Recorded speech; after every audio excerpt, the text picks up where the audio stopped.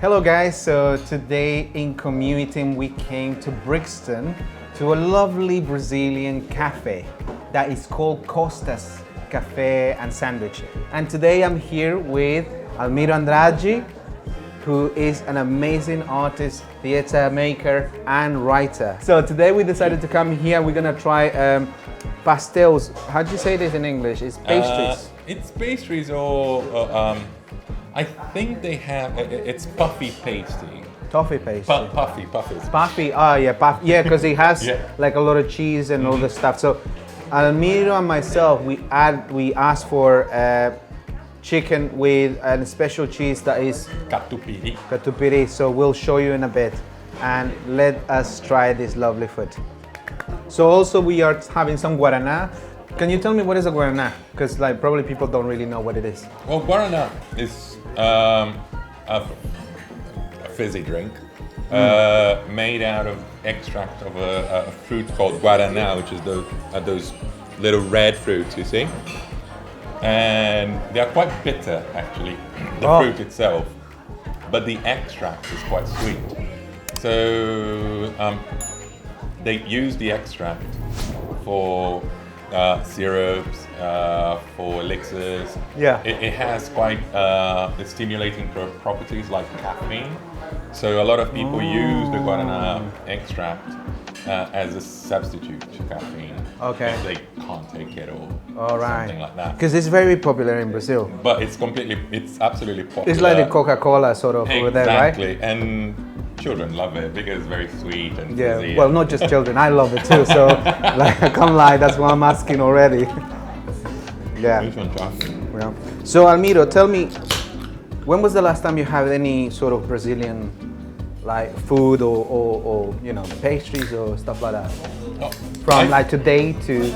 I cook a lot of Brazilian food at home. I love cooking black bean stew like feijoada or moqueca, which is a fish-based stew, but you can make it out of anything. And most of it is based on a very raw form of palm oil. I know that palm oil has had very bad press lately, so to say that you're cooking with palm oil, it's like quite controversial, but it's a very raw extract of palm oil. Yeah. That here in London you can find, especially in West African markets, and it's fantastic. It's fantastic. It's a commonality of Brazilian cuisine, Angolan cuisine, Nigerian cuisine, so you can find it anywhere in the UK, and it's quite an easy ingredient to come across. Nowadays even the big supermarket chains are making it, selling it, so it's good. But one of my favorites is pão de queijo, and that one is slightly tricky to make it from scratch. So sometimes you buy it from a pack and make it from those recipes that you can buy in little Brazilian markets here and there.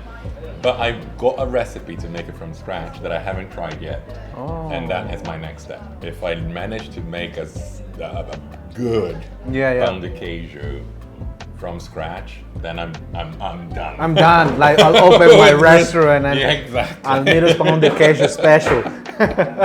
So pão de queijo is basically cheese bread, isn't it? Exactly. It's a cheese dough ball, and it's a special bread that is already made with the cheese in its dough.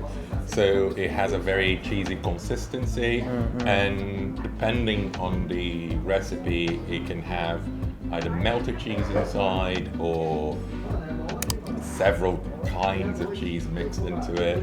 Of course, there is a traditional one that is from the state of Minas Gerais in Brazil, which is fantastic and very, very, very, very, very peculiar for that region.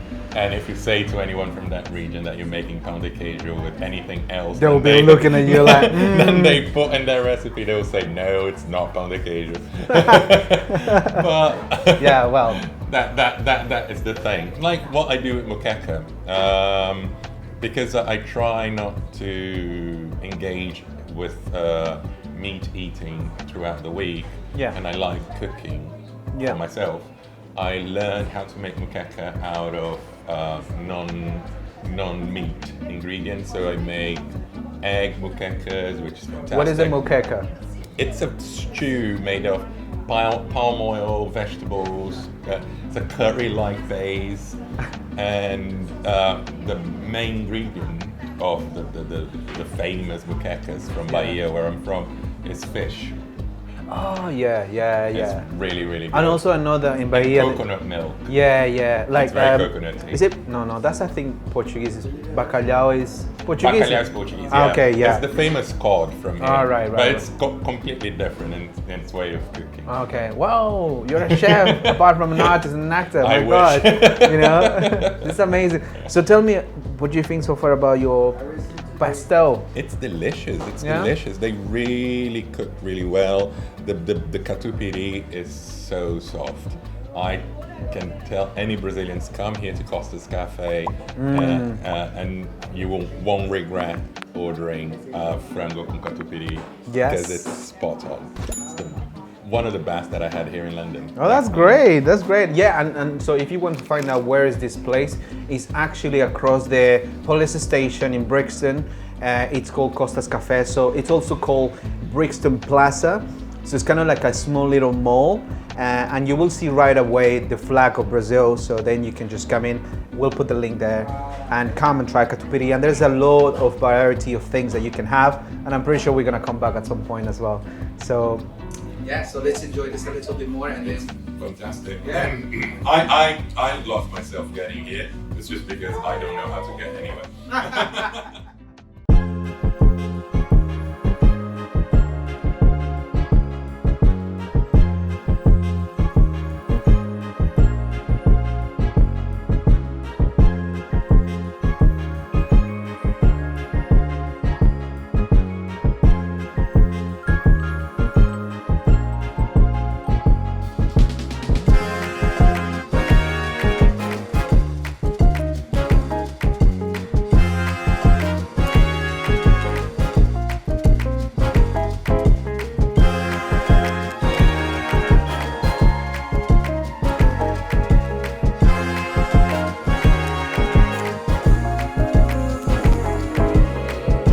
Alright, so we just finished our pastels. Did you enjoy it? It was really cool, no? Really good. Yeah, definitely. So Come and check it out. yeah, absolutely. And I think, you know, that's what it's all about. We sort of try to sort of get together with people, have a little something to bite, and then just talk about our stories. So, Almiro, tell me your beginning. How do you start everything? Ooh. Like your I was journey. born. Yeah, in 19. Yeah, tell me your journey, your beginning, your story. I started as an actor in Brazil, in my hometown, Salvador. And I graduated back in 2002, 2003. Then I went on to do a further degree in directing at the same university. Did it up to 2006, then moved to the southeast of Brazil, lived in São Paulo and Rio and worked. And decided to just explore more, to do more. And I thought of having an MA in dramaturgy, in playwriting. Yeah. And I wanted to do that outside Brazil. And because I wanted to do something in playwriting, I thought, why not in Shakespeare's land in England? So I came here. I initially came with an English course, a foundation course, to then apply for a degree. I did my MA at Kingston University, an extinct MA, unfortunately, called Writing and Devising for the Stage, which was a fantastic course where we could engage in the praxis of devising for performance, not only just writing our own piece, but also devising the piece with the actors and seeing how to build a script from scratch with the company that you have works here. And that got me enticed into trying this devising technique on translation and how that could help someone translating from their original language into their acquired language, which was my case, translating from Portuguese into English. And then I started my PhD at King's College London under the supervision of Professor Catherine Boyle, who holds a group called Out of the Wings, which evolved to be the Out of the Wing Collective. Since 2016, we have been holding playwriting festivals from all over the Latin American world, and now expanding even further to the Spanish and Portuguese speaking world everywhere. So we're trying to collect as much playwrights as we can. So if you have anyone, please send it our way. Like if there is any writers that is watching this, we're gonna put, of course, Almiro's tags of Instagram so that you guys can also follow him. But Almiro, tell me more about how did you find London when you moved? Because I know that we're gonna go into the professional aspect, but like, what about you? Like, it was tricky because I moved here 13 years ago. Yeah. 13 years ago. Oh, wow. And when I started, I had no connections. I didn't know anything about the theatre world here in the UK. So what happened was me trying to just engage with people they were making theatre here. And when I started making theatre was when I saw that there was no much difference between the ins and outs of the theatre world in Brazil and in the UK. You can see the community struggles, the same struggles that the people are doing with the passion because funding is scarce. Of course, I'm not comparing the initiatives of the government because we can't compare, but to see that everybody in London was also struggling, was also trying to produce, was also trying to put their shows on, and how they were trying to put their shows on, made me aware that I could also start doing what I was doing back in my country. right. So, as the start of my MA, that was my kickstart into my professional career. That's when I started directing, that's when I started putting myself forward. I engaged with a theatre company that was already established here for the past 20 years, called Stone Crabs Theatre Company, which is a fantastic theatre company led by a Brazilian theatre maker called Franco Figueiredo.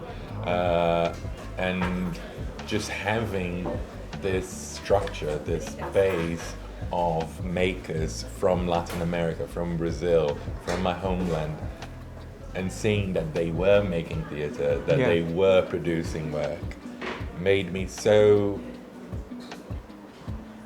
capable. Made me aware that I could do it. I could put my work through, and that's what I did. That's what I kept pushing. And with my PhD in translation, I geared all my attention into bringing the stories that were not being told here to be brought here. Because that's what's happening in the world right now. We are closing ourselves up in social media bubbles, into story bubbles, and people are not listening to each other. So if we actually manage to bring stories from different countries, from different cultures, to this set, where we can share with the UK community what's happening in Brazil, in Colombia, in Peru, in Chile, in Ecuador, and we see that we can connect. We can understand our friends, our brothers and sisters that live abroad, because we relate to those struggles. One of the most beautiful things that happened was during the book launch at the Brazilian Embassy here in the UK. What book launch was this? We were having a book launch for a set of translations that we did of Brazilian canonic playwright called Nelson Rodrigues, which I translated alongside two other translators, Danielle Hahn and Susanna Finzi, were dear friends and fantastic translators. But during that book launch event, we had students from S15 Theatre School who were in their majority foreign students, foreign theatre makers here in the UK, and hearing me speak of telling their story, bringing their story to the UK, asked me, so how do we make our stories relevant? How can we make people relate with what's happening in Brazil if they are here in the UK, if they are here in London? Should I stop? No. Okay. No, it's fascinating. Please carry on. And as they asked that, there was someone outside the embassy shouting "Free Lula" with a little improv pan as a drum and protesting back in the time for the imprisonment of the former president. So I said, because it's not happening just in Brazil. Listen to the outside. Those stories are happening here. What is happening in Brazil have reverberations here in the UK. The same way that what's happening in Peru has reverberations here in the UK.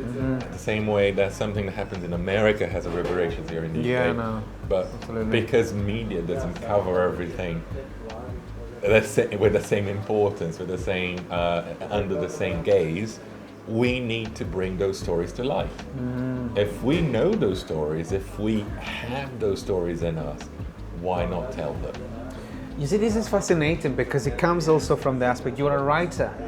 So most of the things that you say is bringing these stories, and I love that because I think for me the way of how we see like society is the way of how things are portrayed on the media, like you said. So at the moment I found the Latin American community portrayed in a very stereotypical and in labels, and that's what the mainstream sees.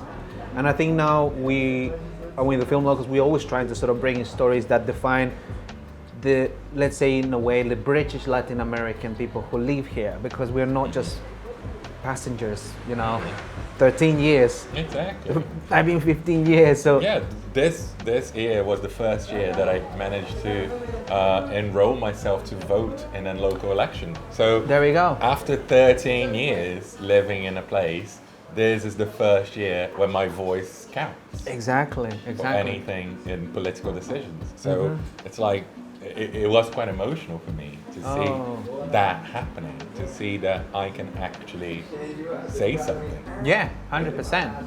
And I think now things are starting to change, but I think it's great to get to know people like you and also people to actually see what you do and who you are, because I think what we are sort of lacking is the aspect of transmitting the information that we do, because I think everyone is doing a lot of lovely things. However, it's not really shared. I mean, because there is not enough platforms, I guess. But things are starting to rise, which is great. But tell me, what is that you're working at the moment? What is that you're doing? Now, I'm working at a lot of things. Oh my God. I have engaged with a theatre group from the US, which I will be working alongside in order to translate a play they wrote and devised together into Portuguese for a series of performances sponsored by Sesc Senat Group in São Paulo. And in 2022, I'm with a project with Foreign Affairs Theatre Company, which holds a Foreign Affairs Translate, which is a fantastic project for new theatre translators from all over the world, so not just from Spanish and Portuguese. We have translators from Asia, from the Middle East, from everywhere that we are engaging with to see how we can bring those stories to life. And I'm working with them in a project translating an author called Claudia Bajau from Salvador, my hometown. We just put the first production at the Actors Center with the Latin American season they had at the beginning of 2020. Unfortunately, it got cut short because of the pandemic, so we were very fortunate to open that season, but several of our colleagues didn't have the chance to share with the audiences their stories, which is very, very, very sad. So we want to bring that story back to life, and we want to keep translating other works from Claudia and from other authors from Brazil. And also I'm working alongside several institutions with theatre translation, teaching, working and engaging new communities and engaging new theatre translators and making them understand that theatre translators are also theatre practitioners. We are not just theatre theoreticians. We are not just sitting behind a computer screen and producing translated words. That's what Google Translate is for. We are creative beings. We are creative artists, and we are engaged in the production. Because again, I mean, like translating is like I guess it's not just as easy as just translating the words, because things mean differently in Portuguese than is in English or in Spanish, even with Portuguese. Exactly. You know, and I think that to be able to sort of reserve the essence requires some sort of knowledge that you will be able to adapt to that sort of language or even slang or types of things, the way of how metaphors work and all of that, right? And that's amazing. So, if you would say, what is the most rewarding thing that you get out of doing this specific work? What would you say it is? I would say that the most rewarding thing is to see the glimpse of hope in the eyes of those new theatre makers, those theatre makers in practice, like the ones from East 15 that we just talked about, but from other theatre schools, from other theatre conservatories that we have here in the UK, that in their majority are foreign students that come here, spend their money in the UK, and go back to their countries either with little chance to share their stories in the country where they trained, or with not experienced how to combine those two things, their whole baggage as students from a foreign country to the new training and the new circumstances and the new environment they inserted themselves in the UK. So seeing that bright-eyed student coming to me and saying, yes, this is what I want to talk about, or yes, this is how I want to say this. This for me is already a winning. This is for me is fantastic, because I see that what our generation, and I'm putting here everybody that arrived in the UK before the noughties, before the 2000s, have experienced, or before the 2010s, have experienced, will not have to be repeated. Absolutely. We will see new generations arriving here, being able to share their stories, to engage with their communities, to engage with their creative power without having to struggle, and or at least struggling less than we have, and understanding that they can share their stories. Oh, cheers on that. With a guaraná. Absolutely, I love that, and I'm glad that you said that, because it's so important for us. I think it's our duty, to be able to do all the work that we do and make it easier for those who are coming. And on that note, because of course we're trying to reach to the younger generation as well, to know the type of artists and filmmakers and creators that we have in the UK, what is that you would say to them if they would like to follow the path that you're following? What is the advice that you would give them as to conclusion this lovely interview to our younger people? I would say engage with the communities that you want to work with. Show your work, show interest, be proactive, Don't second guess your talent, your story, your power, because if you second guess yourself, how are you going to expect somebody else to respect your work, to trust your work? So believe in the power of your work. Share your work with the people that you want to share your work with, and trust the people that you're sharing your work with as well, because they are your friends. They are there to build on the work that you build, that you're sharing with them. So trust them, be open, be aware of them, and bring that work to its best standards. Know that you are there not to represent any massive cultural group, because that is the worst thing that anybody can drop in anyone. You're not here to represent your country. You're not here as the voice of your community. You're here as your voice, and your voice is what will allow us to engage with your community. So don't think that you have this burden on your shoulders that you have to represent an entire ethnical group, because that is not happening. You are you, and that's the beauty of it. Oh, that's so lovely. Oh. Thank you so much, Almiro, and this has been fantastic to find out so much about your work. And I've been just literally, if you see my face, I'm just like, wow, because it's so cool. Every time we're having conversation with people, we discover more things, and it's lovely to hear all the work that you've done and that you're still doing for, like you said, not just the community, but you somehow bring it to us. But I love the fact of what you said, that, you know, it's about individuals and her voices. So thank you so much, everyone, for watching. This is Communeating, where it's a space where we can share something to eat and get to know someone who can potentially bring you some inspiration, and also you can find out more the stuff of other Latin American people who are actually doing great work. Do engage with Foreign Affairs Theatre Company, Stonecrest Theatre Company, and Out of the Wings Collective. Follow me on social media if you want to know a little bit more about my work, and follow those guys on social media because their work is amazing. And please share your story. Thank you so much, and we'll put everything down there. So, ciao ciao.